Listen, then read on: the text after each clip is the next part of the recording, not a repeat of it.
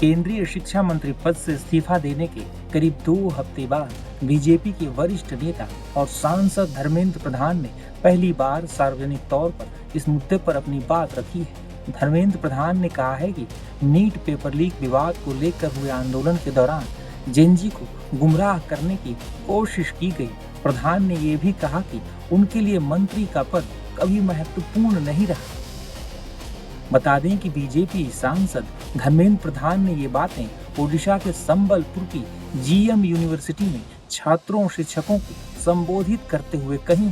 इस दौरान उन्होंने ये भी कहा कि जेनजी देश के युवा हैं और उनकी अपनी आकांक्षाएं हैं। उन्होंने कहा कि कुछ लोगों ने नीट विवाद के दौरान युवाओं को यानी जेनजी को गुमराह करने की कोशिश की।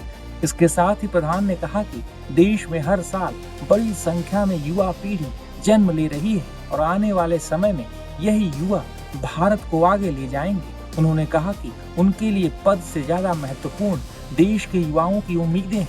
धर्मेंद्र प्रधान के बयान पर कई राजनीतिक दलों की तरफ से भी बयान सामने आए। देखिए, सबसे पहले तो जेनजी को कोई भड़का नहीं सकता। जेनजी अपने आप में बुद्धिमान है। जेनजी सोशल मीडिया के ज़माने में रहते हैं, अपना अच्छा बुरा समझते हैं।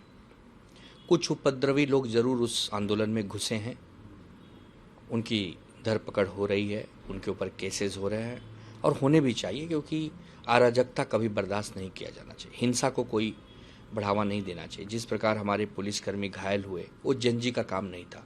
जेनजी पुलिस को नहीं मार सकती। मीडिया कर्मियों के साथ जो मारपीट हुई वो जेनजी ने नहीं किया था। जेनजी के नाम पर कुछ लोग ज़रूर है जिनकी धरपकड़ हो रही है, होगी। रही बात उनके मुद्दों की, तो धर्मेंद्र प्रधान जी के उनके मुद्दों को सरोकार करना चाहिए। शिक्षा व्यवस्था की जो कमियां हैं, जो गड़बड़ियां हमारे शिक्षा समिति या व्यवस्था में हुई हैं, जो दीमक लग गया है, उसको निकाल फेंकना है। मंत्री चेंज कर दिया गया है, अब नया मंत्री आया है। हम यही चाहेंगे कि अच्छा काम करें।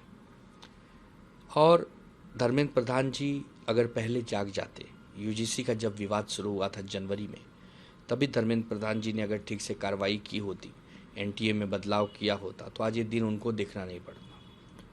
राजनीति में आप 100 अच्छाई करें, वो आपको करना ही होगा, लेकिन एक गलती करके आप बच नहीं सकते। धर्मेंद्र प्रधान जी ने अपने राजनीतिक जीवन में बहुत कामयाबी भी हासिल की होगी, लेकिन एक शिक्षा मंत्री के रूप में वह सफल रहे। पेट्रोलियम मंत्री भी रह चुके हैं, लेकिन उन पर कभी ऐसे कोई आरोप नहीं लगे, किसी ने इस्तीफा नहीं मांगा। शिक्षा मंत्री पर ही क्यों मांगा? क्योंकि शिक्षा में कमियां हैं। चाहे झारखंड की शिक्षा व्यवस्था हो, चाहे दिल्ली के सेंट्रल में बैठी हुई सरकार की शिक्षा व्यवस्था हो, जहां गलत हो रहा है उसके खिलाफ लोग बोलेंगे। ये नया भारत है। आवाज़ आप बंद नहीं कर सकते। आवाज़ को बंद करने का एक ही तरीका है, 100% पॉजिटिव डिलीवरी दीजिए। आप 100% गवर्नेंस की बात करिए। Good governance, good delivery. इस पर अगर आप काम करेंगे तो जरूर आपके सामने कोई सवाल पूछने लायक नहीं रहेगा। अगर आप अच्छा काम करते हैं, बहुत सारे मंत्रालय हैं जिनकी लोग सराहना भी करते हैं। ऐसा नहीं है कि पूरा का पूरा विपक्ष या पूरे देश की जनता आपको घेरना ही चाहती है। आप बेहतर काम करिए, लोग सराहना करते हैं। उनका ये बयान झूठ पे मबनी बयान है। आपने इस्तीफा पहले क्यों नहीं दिया? अगर आपने अपने मन से दिया था तो जब पार्लियामेंट पे हमला होने लगा, डंडे बरसाए जाने लगे, बच्चों को मारा जाने लगा, अब पूरे हिंदुस्तान के अंदर एजिटेशन शुरू हुए, तब आपने इस्तीफा दिया।